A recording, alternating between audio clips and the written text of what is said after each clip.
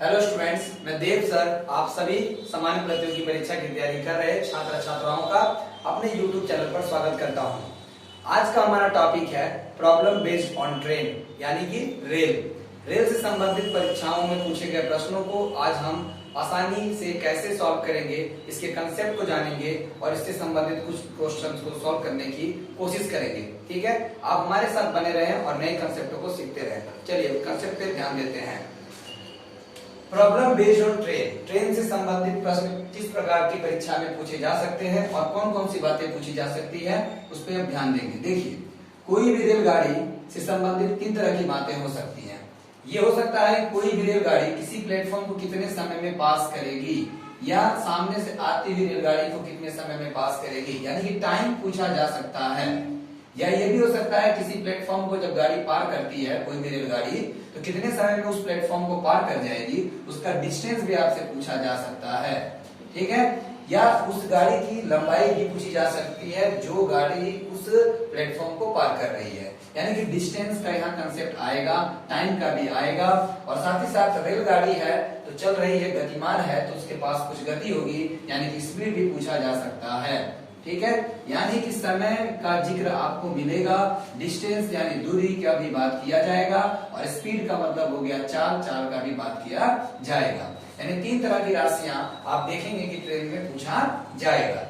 अगर इन तीनों राशियों के बीच में आपस में संबंध देखा जाए, यानी तीनों जो क्वांटिटीज यहाँ पर दी गई है, इन तीनों के बीच में जो रिलेशनशिप है वो ये है, जो आप पढ़े होंगे लोअर क्लास में, टाइम बराबर होता है डिस्टेंस बाई स्पीड, यानी समय बराबर होता है दूरी बटा चाल। ये लीडिंग फॉर्मूला है। वैसे हम इस चैप्टर को पढ़ेंगे भी टाइम एंड डिस्टेंस में, वहां पर इसे और डिटेल से पढ़ेंगे, लेकिन यहाँ इन तीनों राशियों के बीच रिलेशन है time equal to distance by speed. ये मूल यानी ये बेस फॉर्मूला है, इसी से सारे क्वेश्चंस को सॉल्व करेंगे और आगे देखेंगे कुछ शॉर्ट ट्रिक से भी सॉल्व करने की कोशिश करेंगे। फिलहाल ये नंबर 1 फॉर्मूला हो गया। नंबर 2 में अगर डिस्टेंस पूछा जाए तो हम डिस्टेंस भी निकाल सकते हैं, स्पीड इंटू स्पीड को अगर मल्टीप्लाई कर लिया जाए टाइम से तो आपका क्या निकल जाएगा, डिस्टेंस निकल जाएगा। और अगर स्पीड निकालना रहे तो हम स्पीड भी निकाल सकते हैं। कैसे निकालेंगे, तो डिस्टेंस को टाइम से डिवाइड कर देंगे। यानी हमारे पास 3 लीड फॉर्मूला हो गया। लीड फॉर्मूला यही है, 2 इसका वर्क कर सकते हैं तो कॉम्प्लीमेंट्री है, यानी कि इसका पूरक है। तो ये मेन फॉर्मूला, बाकी 2 इसी पे डिपेंड है। तो टाइम बराबर हो गया डिस्टेंस बाई स्पीड। ठीक है, अब हम देखते हैं कि इस फॉर्मूला का यूज करके हम ट्रेन से संबंधित प्रश्नों को कैसे हल करेंगे। चलिए एक कंसेप्ट देखते हैं, पहले बेस देखते हैं। बेस यानी आधार। जैसे कहा गया कि एक रेलगाड़ी है, वो एक खंभे को पार कर रही है, ये एक पोल है जिससे ये रेलगाड़ी पार करेगी, और ये रेलगाड़ी जो कि इसको पार कर रही है एक ट्रेन है जिसकी लंबाई मान लेते हैं 540 मीटर दिया गया है, और ये इस पोल को पार कर रही है। कितने समय में पार करेगी, अगर ये दिया गया है कि इसकी स्पीड है 18 किलोमीटर पर आवर। अगर स्पीड 18 किलोमीटर पर आवर है और इसकी लेंथ जो है वो 540 मीटर है, तो कितने समय में इस पोल को पार कर जाएगी, ये क्वेश्चन आपको मिलेगा।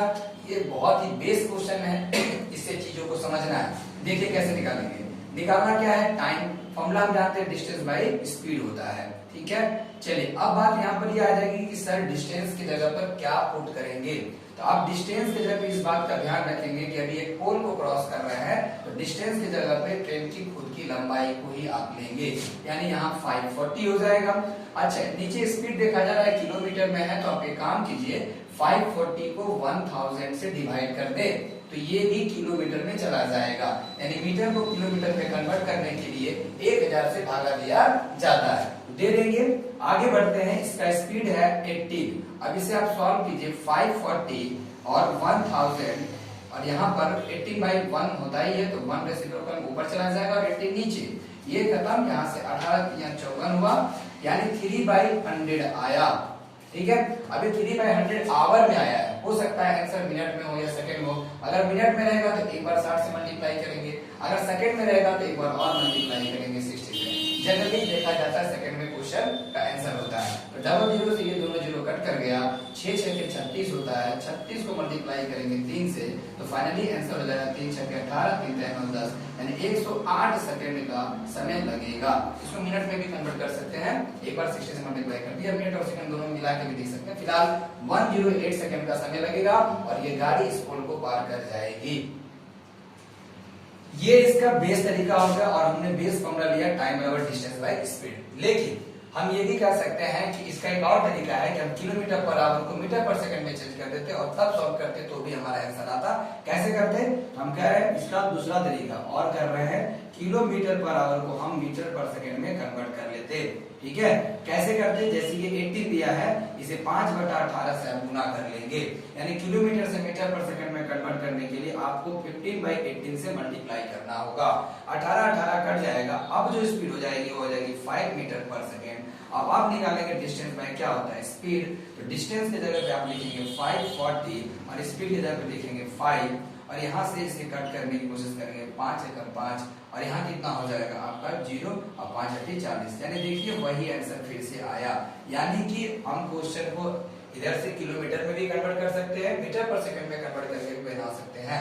यहाँ लॉजिकली सीखना यही है कि किलोमीटर पर आवर से मीटर पर सेकंड में कन्वर्ट करना है तो 5/18 इस प्रोसेस से भी बना सकते हैं।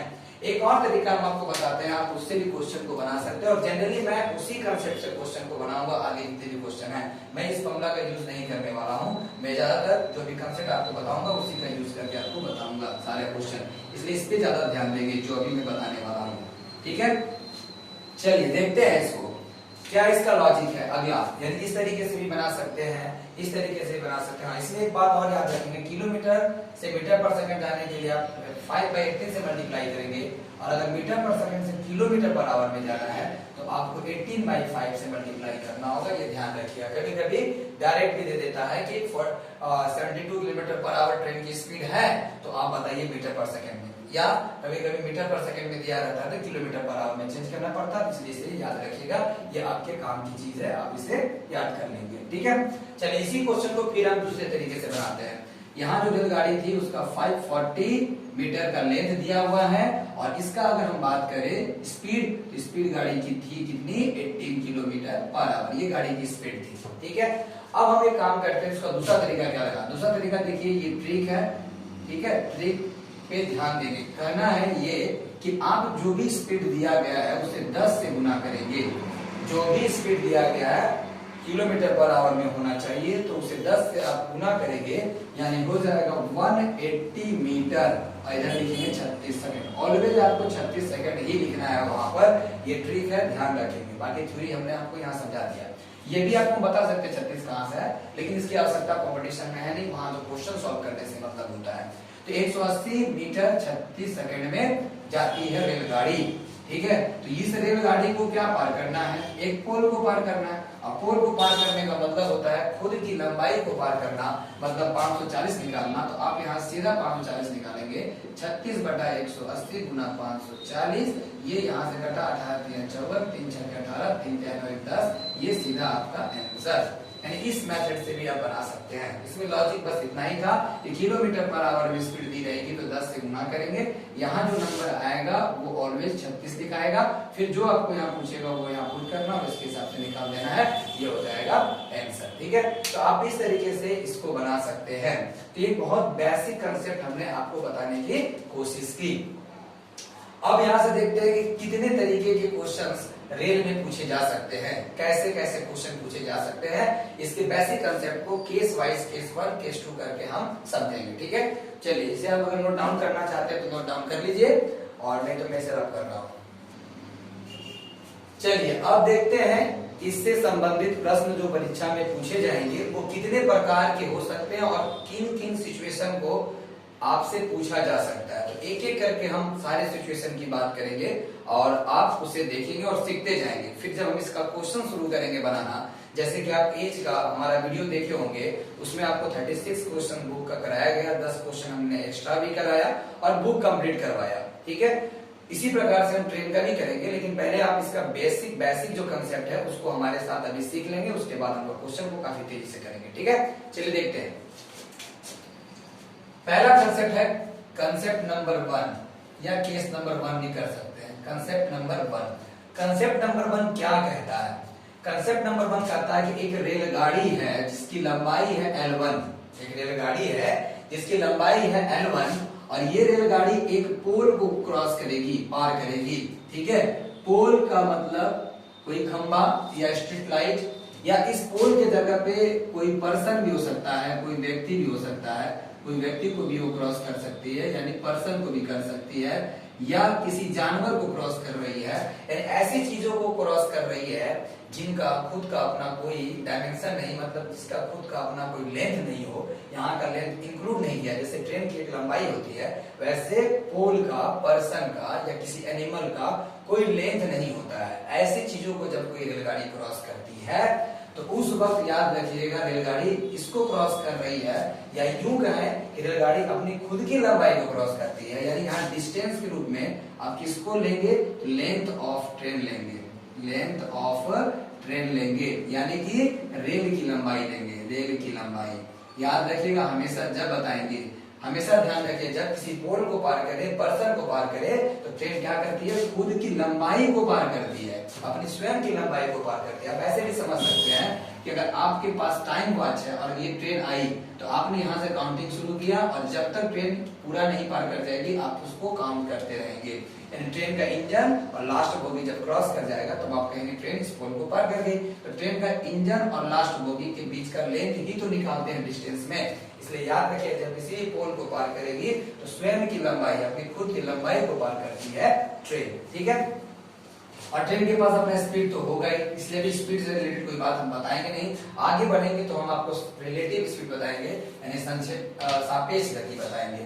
फिलहाल अभी याद रखिएगा, कंसेप्ट 1 में यही बताया गया कि जब किसी पोल को पार करेगी तो खुद की लेंथ को पार करती है रेलगाड़ी। और स्पीड में अभी ट्रेन की स्पीड के बारे में बात कर रहे हैं, इसका कोई मूवमेंट नहीं है, ये स्टेशनरी है, यानी ये रुका हुआ चीज है। ठीक है, इसलिए इसके कोई कंसीडर नहीं। हाँ, ये इसमें मूवमेंट होगा तो यहाँ स्पीड चेंज होगा, जब तक इसमें मूवमेंट नहीं होगा आप स्पीड में केवल ट्रेन की स्पीड को ही लेकर कंसीडर करेंगे। ये कंसेप्ट हो गया पहला। दूसरा कंसेप्ट ध्यान रखेंगे, दूसरा कंसेप्ट क्या कहता है? दूसरा कंसेप्ट ये कहता है कि जब कोई रेलगाड़ी का लेंथ है L1 और वो किसी प्लेटफॉर्म को पार कर रही है या किसी टनल को पास कर रही है, यानी कोई गुफा है उसे पार कर रही है, या किसी प्लेटफॉर्म को पार कर रही है, ठीक है, इस तरह की चीजों को पार कर रही है जिसका अपना कोई लेंथ है। यहाँ तो कोई इसका लेंथ ही नहीं था, लेकिन इसका कोई खुद की अपनी लंबाई है, अगर उसको पार कर रही है कोई रेलगाड़ी, तब आप डिस्टेंस के समय क्या करेंगे?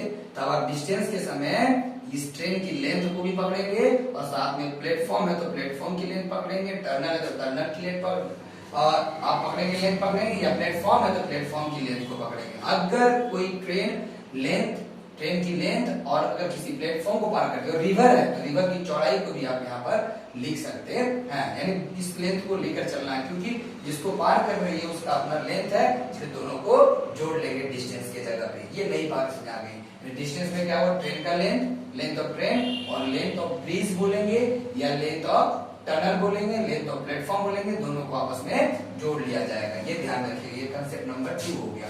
और अभी भी इसमें मूवमेंट नहीं है, इसलिए स्पीड में सिर्फ स्पीड ऑफ ट्रेन होगा और कुछ नहीं। यहाँ सिर्फ स्पीड ऑफ ट्रेन के बारे में बात करेंगे, इधर तो कोई स्पीड है ही नहीं, इसलिए यहाँ सिर्फ रेल की चाल के बारे में बात करेंगे, केवल रेल की चाल, और किसी की चाल के बारे में यहाँ बात नहीं होगा। ठीक है, चलिए अब बात करते हैं कंसेप्ट नंबर, हम अच्छा लिख देते, एक लाइन और लिख देते हैं, उसके बाद ऊपर रफ करेंगे। कंसेप्ट नंबर 3, कंसेप्ट नंबर 3 में क्या बताया जा रहा है? कोई भी रेलगाड़ी है और वो मूव कर रही है L1। अब मान लीजिए कि यहाँ पर कोई एक व्यक्ति जो कि मूव कर रहा है, पर्सन या जानवर जो भी है वो मूव कर रहा है, वो किधर जा रहा है? वो भी ट्रेन की ही दिशा में जा रहा है, जिधर ट्रेन जा रही है, सेम डायरेक्शन। ठीक है, यहाँ लिख देते हैं हम same direction. Same direction, same direction का मतलब ये समझेंगे कि जिधर ट्रेन का डायरेक्शन है वह व्यक्ति भी उधर ही जा रहा है। तब अगर डिस्टेंस की बात करेंगे तो डिस्टेंस में तो कोई चेंज नहीं, इसका तो लेंथ होता ही नहीं है, तो डिस्टेंस में तो लेंथ ऑफ ट्रेन ही होगा, यानी ट्रेन की लंबाई होगी, लेंथ ऑफ ट्रेन होगा। लेकिन यहाँ ये जो ट्रेन मूव कर रही है इसका स्पीड मान लेते हैं S1 है, इसका स्पीड कितना है? S1 है, और इस व्यक्ति का अभी तो कुछ स्पीड होगा, ये दौड़ रहा है, इसका स्पीड है S2। तब यहाँ स्पीड के लिए क्या करेंगे? तब स्पीड के लिए ध्यान रखेंगे कि इन दोनों का स्पीड आ गया ना, एक S1 आ गया और एक S2 आ गया। जब तक सिंगल स्पीड था तो कोई दिक्कत नहीं था, ट्रेन का स्पीड ले रहे थे, लेकिन अब तो स्पीड आपका दोनों आ गया, तो ये रिलेटिव स्पीड यहाँ पर लेंगे, सापेक्ष चाल हो जाएगा। ठीक है, तो वो क्या होगा, अगर ट्रेन का स्पीड ज्यादा, ट्रेन अगर इसको पीछे कर रही है, इसका मतलब ट्रेन का स्पीड ज्यादा, जनरली ट्रेन का स्पीड ज्यादा होता है, तो ट्रेन का स्पीड में से इस व्यक्ति के स्पीड को माइनस कर देंगे। ठीक है, अगर मान लेते हैं किसका स्पीड ज्यादा हो तो फिर इसके स्पीड में से इसको माइनस कर लेंगे, यानी जिसका स्पीड ज्यादा होगा उसके स्पीड में से कम वाले को माइनस कर देंगे, यानी ये कह सकते हैं डिफरेंस बिटवीन टू स्पीड, ये दोनों का जो चाल है उसका हम लोग अंतर निकालेंगे। S1 माइनस S2 भी कर सकते हैं, या S2 बड़ा है तो S2 में से S1 घटा लेंगे, ये हो गया रिलेटिव स्पीड। लेकिन ये सेम डायरेक्शन के लिए, कुछ बच्चे सोच रहे होंगे रिलेटिव स्पीड होता क्या है। देखिए, रिलेटिव स्पीड का बहुत ज्यादा रोल होता है, बहुत अधिक भूमिका होती है, थोड़ा बहुत आप फिजिक्स में इसको पढ़े होंगे, सापेक्ष गति। आप ऐसे उदाहरण समझ लीजिए ना कि एक बस सड़क पे चल रही है, दूसरी बस उसको ओवरटेक करती है, मतलब एक बस दूसरी बस को ओवरटेक कर रही है। मान लीजिए इस बस का 40 किलोमीटर पर स्पीड है, इसका भी 40 किलोमीटर पर आवर की स्पीड में ये गाड़ी आ जाती है, फिर इसकी स्पीड बढ़ेगी तब इसको ये ओवरटेक करेगी। लेकिन कुछ समय के लिए आप मान लीजिए कि ये भी 40 चल रहा है और ये भी 40 चल रहा है, और दोनों खिड़की पे दो लोग बैठे हुए हैं और दोनों एक दूसरे को देखेंगे, तो उनको क्या लगेगा, उनको लगेगा कि सामने वाला व्यक्ति और ये दोनों एक दूसरे को देखकर लगेगा कि रुका हुआ है और दोनों गति कर रहे हैं, लेकिन इन दोनों को महसूस होगा कि रुका हुआ, दोनों आपस में बातचीत कर सकते हैं कुछ समय के लिए, जब तक दोनों का 40 रहे। क्यों ऐसा इसलिए होता है क्योंकि रिलेटिव स्पीड क्या होता है, दोनों को घटा के बोलते हैं 40 माइनस 40 तो आ जाएगा 0 किलोमीटर पर आवर। क्या 0 किलोमीटर पर आवर में चल रहा है, नहीं 40 में चल रहा है, लेकिन इन दोनों को क्या महसूस हो रहा है, 0, क्योंकि दोनों आप कभी महसूस नहीं होंगे। बस आपकी बस को ओवरटेक कर रही है, कुछ देर तक अगर आपके बस के साथ चले तो सामने वाला जो बस है उसकी खिड़की पर और आप जिस खिड़की बैठे हैं कुछ देर के लिए आप एक दूसरे से बात भी कर सकते हैं, क्योंकि उस समय आप लोग दोनों की सापेक्ष चाल 0 होती है, बल्कि बस चले लेकिन सापेक्ष चाल 0। इतना फिजिक्स में हमें नहीं जाना है, लेकिन यहाँ समझिएगा सापेक्ष चाल का मतलब यही होता है। ठीक है, तो इसे आप नोट डाउन करेंगे, फिर हम इसके आगे कंसेप्ट को लिखते हैं। चलिए अब बात करते हैं, कंसेप्ट नंबर आपका हो गया 4। सारे कंसेप्ट को एक एक करके समझेंगे। कंसेप्ट नंबर 4 में ये कोई रेलगाड़ी L1 जिसका लेंथ है, लंबाई है रेलगाड़ी का, और स्पीड है उसका S1। अब यहाँ पर मान लेते हैं कि उस व्यक्ति के जगह पे कोई दूसरी रेलगाड़ी, जो कि जैसे कोई गुड्स ट्रेन जैसे मालगाड़ी जो होती है और ये कोई एक्सप्रेस ट्रेन जो उसको ओवरटेक करती है, तो आगे जो गाड़ी जा रही है उसका भी कुछ लेंथ है। मान लेते हैं कि कोई मालगाड़ी होगी जो आगे जा रही होगी और उसका भी कुछ अपना स्पीड है। तो अब यहाँ एक रेलगाड़ी दूसरी रेलगाड़ी को ओवरटेक कर रही है, ये पीछे से जाकर उसको ओवरटेक करेगी या उसको क्रॉस करेगी, पार करेगी, तो कंडीशन क्या बनेगा, तब डिस्टेंस के समय क्या लेंगे, डिस्टेंस यानी दूरी क्या लेंगे, तो दूरी में क्या लेंगे, इन दोनों का लेंथ आपस में जोड़ लेंगे, यानी L1 प्लस L2, ये इन दोनों को आपस में जोड़ा जाएगा। और स्पीड का क्या किया जाएगा, स्पीड तो आपका रिलेटिव ही होने वाला है, ये रिलेटिव स्पीड होगा, यानी सापेक्ष चाल होगी, सापेक्ष चाल, थोड़ा मैं हिंदी बोल दे रहा हूँ, दिक्कत होगी हिंदी वाले बच्चों को देख लेंगे। रिलेटिव स्पीड सापेक्ष चाल तो सेम डायरेक्शन है, इसमें कोई चेंज नहीं, S1 माइनस S2 कर देंगे, यानी जिसका भी स्पीड ज्यादा है, अगर S2 का ज्यादा है तो S2 माइनस S1 कर देंगे, ऐसे इसके ज्यादा नहीं हो तो ओवरटेक कैसे करेंगे, तो नहीं ज्यादा होगा, कभी मान रहा है S1 माइनस S2 कर दीजिए, और अगर मान लीजिए ऐसा केस बन ही रहा है कि वो ज्यादा है तो S2 माइनस S1 होगा, ऐसे भी कर सकते हैं, यानी जो बड़ा होगा उसमें छोटा वाला को माइनस कर लेंगे, ये रिलेटिव स्पीड रहेगा। लेंथ तो आपको जोड़ना है, दोनों लेंथ को। अब बात करते हैं कंसेप्ट नंबर आपका 5। कंसेप्ट नंबर 5 में क्या है, कोई भी रेलगाड़ी जिसका लेंथ दिया है L1, ठीक है, और इधर से अब ऑपोजिट डायरेक्शन, तो सेम डायरेक्शन था, यहाँ अभी भी डायरेक्शन क्या था, सेम था, इसीलिए ये अप्लाई हुआ।